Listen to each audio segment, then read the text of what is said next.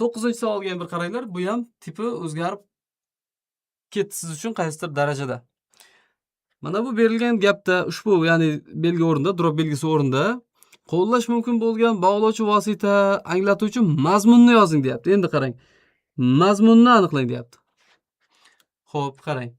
Hujjatlar shakliga ko'ra ikki xil bo'ladi. Demak, hujjatlarni izohlayapti, ikki xil bo'ladi, ikki nuqta qo'yildi. Qog'ozli. Xo'p, bog'lovchi vositani tiklaymiz endi bu yerda, to'g'rimi? Bog'lovchi vositani tiklaymiz. Qog'ozli yoki demak, mana shu yerga yokini qo'ysak bo'ladi. Qog'ozli yoki elektron. Haqiqatan hujjatlar shakliga ko'ra qog'oz holatda, elektron holatda bo'ladi. Qog'ozli yoki elektron. Endi yoki bog'lovchining turiga ko'ra kuni kecha gaplashdik. Nima bo'ladi? Ayro bog'lovchisi. Ayro bog'lovchida ikki xil mazmun munosabat yuzaga chiqadi. Yoki bilan bog'lanib yoki bog'lab kelgan yoki ishtirok etgan bo'lsa, ikki ish harakatdan birining yuzaga chiqish munosabatini ifodalaydi. Endi ajobda bog'lanayotgan qismlarning birini tasdiqlab, ikkinchisini inkor qilyapti. Demak, ikki ish harakatdan birining yuzaga chiqishi. Qog'ozli yoki elektron. Qog'ozli bo'lsa elektron bo'lmaydi, elektron bo'lsa qog'ozli bo'lmaydi. Birini inkor, birini tasdiq qilyapti, to'g'rimi? Ajob nisbatan to'g'ri. Buni qarang. Galma-gal ro'y berish deyapti mana. Bog'lanayotgan qismlarni ketma-ket yoki galma-gal. Galma-gal bo'lsa, goh dam-dam bir ba'zan xoh qo'yishimiz kerak. Goh qog'ozli, goh elektron deymizmi? Yo'q. Shuning uchun B javob chiqib ketadi, qadrli kuzatuvchilar. S javob. Bog'lanayotgan qismlarning o'zaro qarama-qarshi ekani deyapti. Bog'lanayotgan qismlar qarama-qarshi bo'lsa, zidlov bog'lovchilarni qo'yishingiz kerak bo'ladi. Ammo lekin balki uyudan qo'yishingiz kerak bo'ladi. Bu yerda qo'yib bo'lmaydi. Qog'oz, ammo elektron demaymiz-da.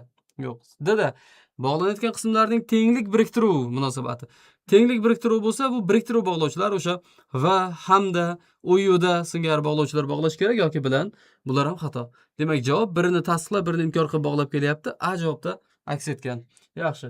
Bu savolimizga ham tushungan bo'lsalaringiz, demak, kommentariyalarga plus belgisini qoldirib keting.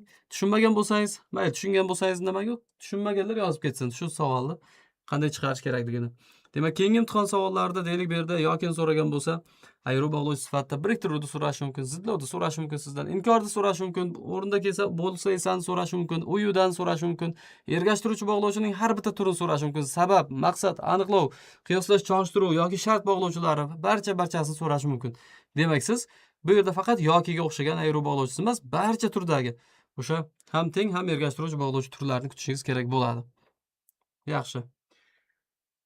Juda yaxshi tushundim debdi Shamsiya Ko'yleva. Xuddi shunday bo'lsin. Bizning maqsadimiz ham shu.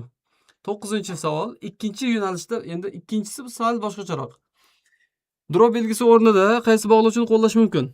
Endi o'qib ko'ramiz. Har birini qo'yib ko'ramiz mana. O'zi bor-yo'q 4 ta bog'lovchi bor va yoki, ya'ni, balki har birini qo'yib ko'ramiz.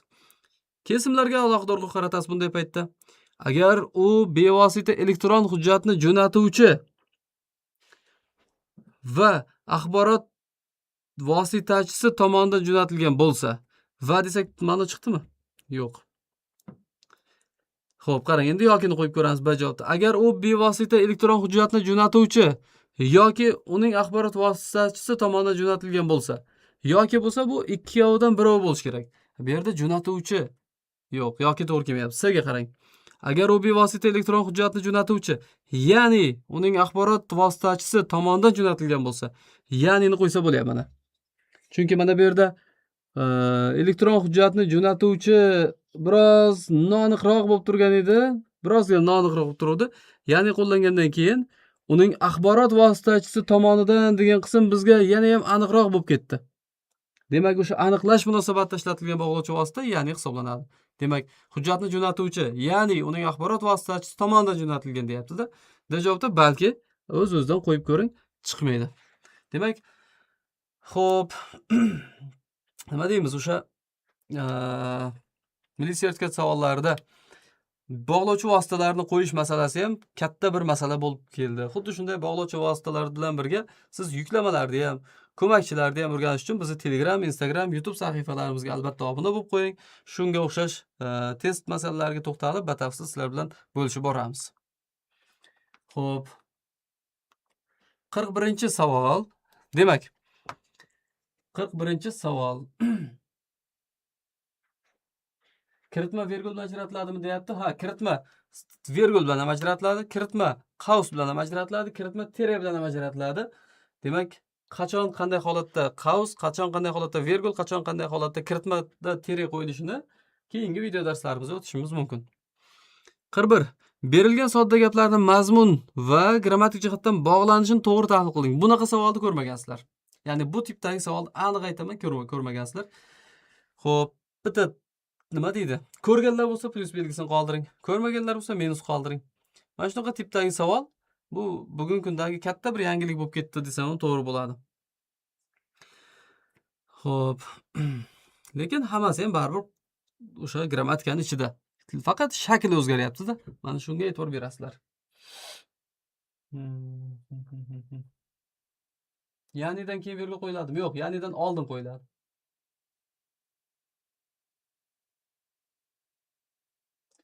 Xo'p, Sa'diya Sayfiddin ustoz dars o'chib ketmaydi. Albatta o'chirib ketiladi.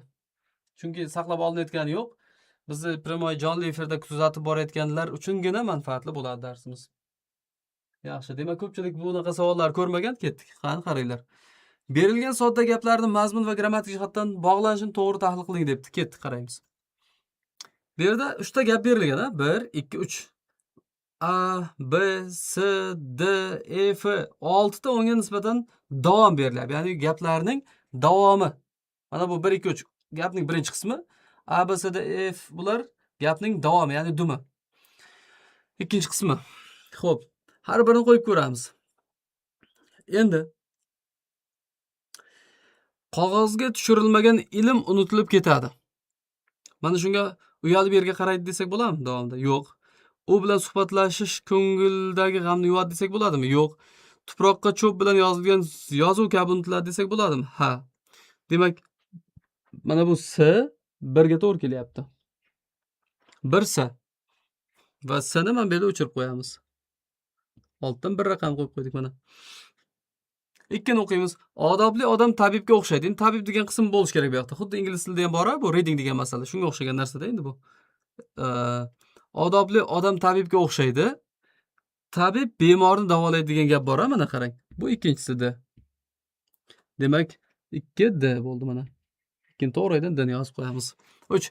Inobat qizishib ketib sandaga o'tganini endi payqadi.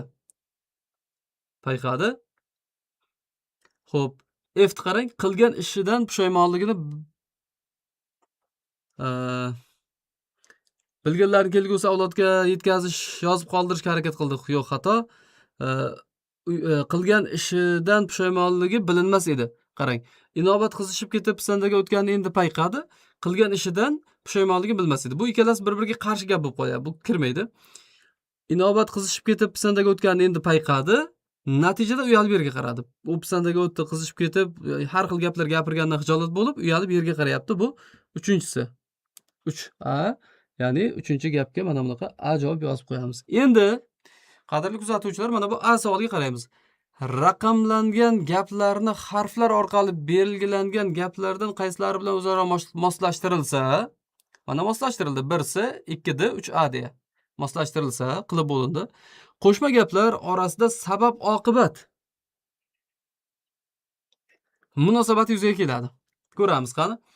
Birni qo'yib ko'ramiz. Qog'ozga tushirilmagan ilm unutilib ketadi. Go'yo, mana bu yerga go'yoni qo'ysak bo'ladi. Go'yoni qo'ysa nima bo'ladi? Bu o'xshatish munosabati bo'ladi. Bizga nima munosabat kerak? Sabab munosabati kerak. Shuning uchun bir xato. 2. Odobli odam tabibga o'xshaydi. Bu ham go'yoni qo'ysak to'g'riroq keladi bu yerda ham. D da ham. Yoki xuddini qo'yamizmi, go'yoni qo'yamizmi? Bu ham o'xshatish munosabati. Tabibga o'xshatyapti odobli odamni. Xo'p, yoki ya'nini qo'ying. Ya'ni tabib bemorni davolaydi deng. Xullas baribir sabab oqibat chiqmaydi. 3. Inobat qizishib ketib sandaga o'tganini endi payqadi. Natijada uyalib yerga qaradi. Natija so'zini qo'yib ko'ramiz. Natija so'zini qo'yib ko'rgandan keyin sabab oqibat munosabat qaysi gapda chiqyapti ekan? 3-gapda. Ya'ni buni qanday yozasizlar? E'tibor bering. Buni yozish ham bir baloda. Mana 3 ni mana bu yerga yozyapmiz. 3 tire qo'yib A.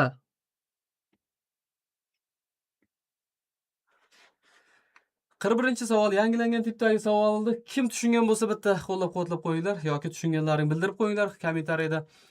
Kuzatamiz. 41-tipdagi savol. Kimga tushunarli bo'ldi? Mana A savoli. Va men B'siga o'taman. Qo'shma gaplar orasida sabab-oqibat munosabatini yuzaga chiqarayotgan bog'lovchi vositalarni yozing deyapti. Sabab-oqibat munosabatini yuzaga chiqaruvchi bog'lovchi vositani agar endi o'sha 3 ta A da deb olsak, inobat qizishib ketibsan deb o'tganini endi payqadi. Shuning uchun uyalib yerga qaradi. Endi bu yerda shuning uchun deb yozib qo'ysangiz bo'ladi mana bemalol.